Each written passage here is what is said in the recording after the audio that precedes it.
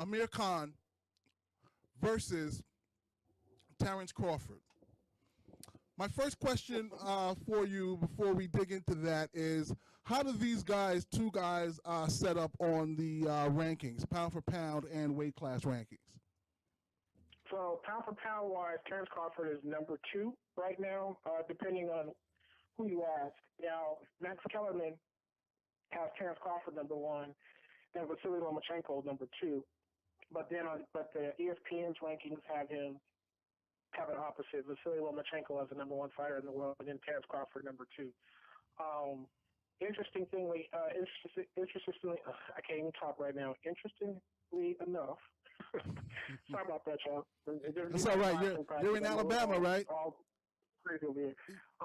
So you're good. It's going to be a really, really good fight because Amir Khan has very, very fast hands, speed, those combinations. The only questionable thing about Amir Khan has always been his chin. You graze it, he's going down.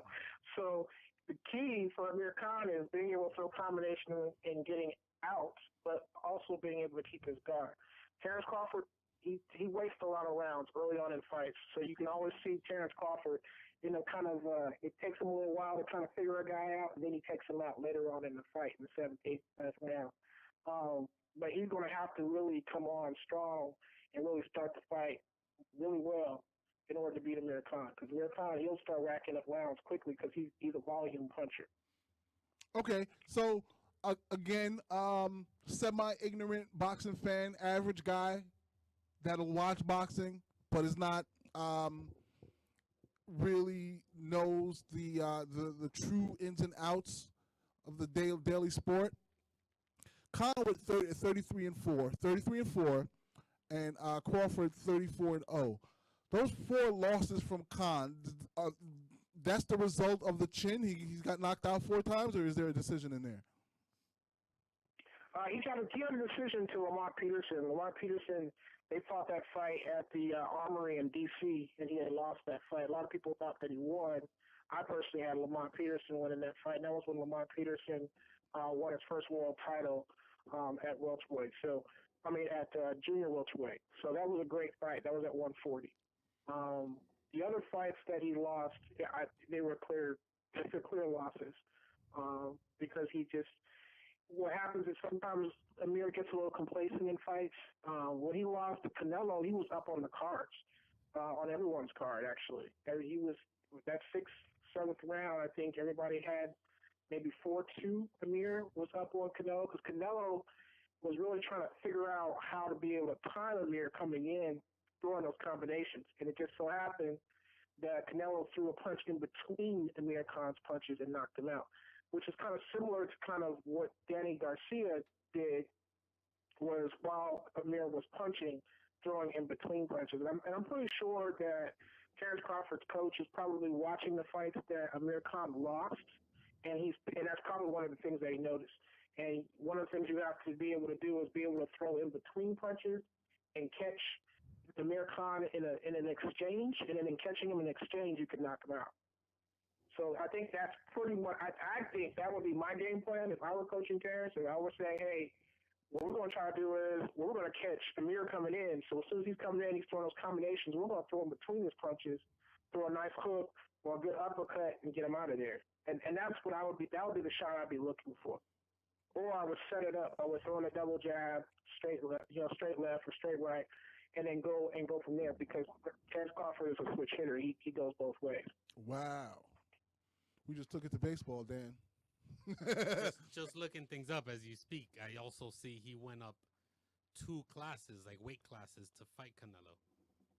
So that's impressive that he was actually winning the fight. And for him to be winning that fight too against a much bigger guy, I was very impressed with Amir. I thought Amir did a fantastic job. I thought out of all those losses, I think he gets probably more credit for that loss in terms of really making a good showing for himself, because Canelo was way bigger than him.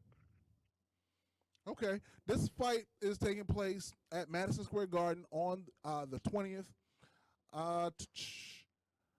Now, just looking at the tail of the tape, 5'8", 5'9", for both of them. Reach 74 for Crawford, 70 for Khan. What is Khan's nationality? British? Yeah, he's British. He's British, but he has a Pakistani background. Okay, so the Paki people will be down for Amir Khan, no doubt. Oh, for sure. Right, okay. And he won a silver medal, in the Olympics, for Great Britain. So he has a pretty big following, even here in the United States. And unlike a lot of other British fighters, where I give Amir Khan credit more than probably any other British fighter, he fought most of his entire career here in the U.S. Okay. He has not fought in the U.K. like Anthony Joshua has spent his entire career, and he's just now fighting, Big Baby for the first time in the United States. You can't build a brand and market yourself, across the pond, I guess, so to speak, over there in the UK, and think that you can't, and can't build your brand here in the United States. We just have a much bigger boxing market here. Wow. Okay. So what is your pick for this fight? Give me the round, if it's a knockout, or who wins the decision if it goes that far.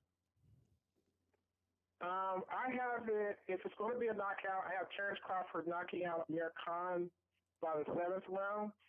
If Terence Crawford has not knocked out Amir Khan by the 7th round, I can see Amir Khan getting a decision. Just off of volume punching alone and his ability to throw combinations.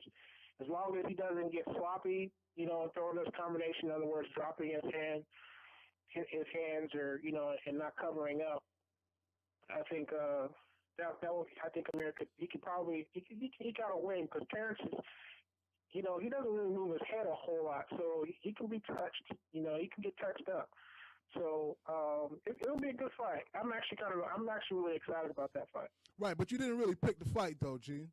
It's kind of hard for me because I'm a fan of both. Right, but okay, if I gotta make a betting pick, I'll put my money on Terence Crawford. Okay, knockout or decision?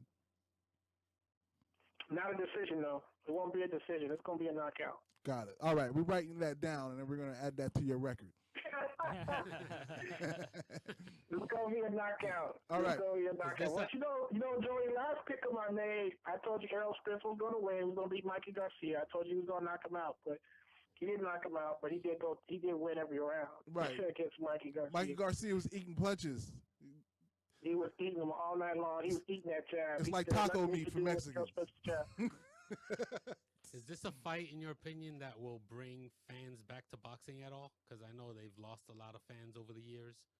And then there's fights. I'm sorry, I didn't catch that question. What did you say? I'm saying there's a lot of there's fights here and there that draw people's attention. Like the casual boxing fan. Is this a fight, in your opinion, that's going to draw some fans back into boxing? Actually, boxing is hot right now. We got the highest paid athlete in the world right now over any other athlete. You look at the big contracts that Mike Shaw signed. What's my man over for the Phillies? Harper. Who just signed his big contract. We boxing's got that topped. Canelo signed $365 million top of deal. I believe the list right now looks like Trout, Machado, Stanton, and Canelo. Right, but Canelo was like second. No. You're going over how many? Wait. Because that deal is 6-fight deal over 3 years. So you're right. Per year, the boxer has it. Right. That's all. Okay. Right. Okay. That's all I'm saying. Right. That's all I'm saying. Yeah. But you guys are right. But I mean, the money that baseball dishing out is crazy. It's crazy money. But no, boxing's on the up and up right now, and it has been for a while. You look at all the different network television we have. We got Fox Sports, we got ESPN, we got Showtime, and they're showing these fights. I mean, you get them free. Some of them free. Some are pay-per-view. So you're really getting an influx of boxing matches for casuals, even people who don't really follow boxing. You're starting to see a lot more commercials and stuff promoting boxing as well. So I don't know. I think the casual fans are definitely paying attention to boxing just because there's just a huge buzz out there right now, especially with all these great fighters that we have. Right.